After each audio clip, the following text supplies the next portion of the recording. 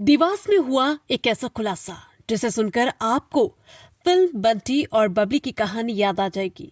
लेकिन ये कोई रील नहीं, असलियत में हुई ठगी की सच्ची कहानी है। एक युवक और युवती मोटरसाइकिल पर सवार होकर शहर की दुकानों में जाते, कभी ज्वेलरी शॉप तो कभी इलेक्ट्रॉनिक स्टोर।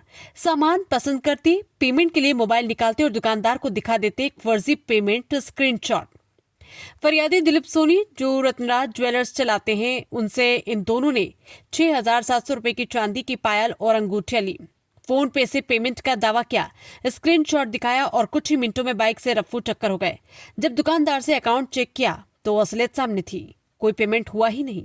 बाद में पता चला यही जोड़ी एक इलेक्ट्रॉनिक दुकान से 18,500 रुपए की एलईडी टीवी भी ठग कर ले गई थी।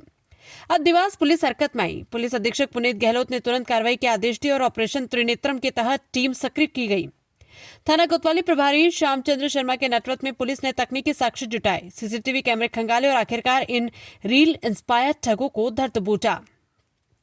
गिरफ्तार आरोपी है दीपक वर्मा और एक महिला साथी। दोनों से पूछताछ में माना कि उन्होंने ठगी की योजना इंस्टाग्राम रील देखकर बनाई थी। पुलिस ने इनके पास से 1 लाख रुपए से ज्यादा का सामान बरामद किया, जिसमें चांदी के जेवर, एलईडी टीवी और बाइक शामिल है। इस पूरे ऑपरेशन में कोतवाली पुलिस टीम और साइबर सेल की भूमिका रही सराहनीय।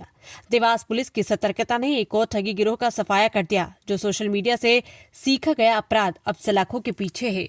हमारे इसलिए नहीं आता पहले मार्केट में थाना कोतवाली क्षेत्र अंतर्गत स्थित दुकान है, वहाँ पर जो उनके विक्रेता हैं दिलीप सोनी, उन्होंने थाना कोतवाली पर आकर एक घटना के बारे में बताया था, जिसमें उनके द्वारा अवगत कराया गया कि एक युवक युवती शाम के वक्त उनके दुकान पर आए थे और चांदी के आभूषण उनकी खरीदी उनके द्वारा की गई थी और उसके पश्चात उन्होंने पेमेंट का जो स्क्रीनशॉट होता है वो उन्होंने दिखाया, जिस पर दुकानदार को ये एहसास हुआ कि भुगतान हो चुका है, तो उसने चांदी के आभूषण बेचे थे। लेकिन एक्चुअल में वो जो पेमेंट की रिसीट थी वो फर्जी तरीके से जनरेट की गई थी। जब पुलिस इस घटना की तस्दीक कर रही थी तभी ये ज्ञात होता है कि उक्त सेम युवक युवती ने एक और नवेटी मार्केट में स्थित इलेक्ट्रॉनिक्स की दुकान से भी सिमिलर मोडेस ऑपरेंडी के साथ एक एलईडी टीवी को परचेज किया है। दोनों घटनाओं में सेम आरोपी युवक युवती थे और एक ही प्रकार का मोडस ऑपरेंडी था, जिस पर पुलिस टीम गठित की गई और लगातार सीसीटीवी फुटेज के आधार पर और हमारे मीडिया बंधुओं के द्वारा जो समय पर जानकारी शेयर की गई उनके आधार पर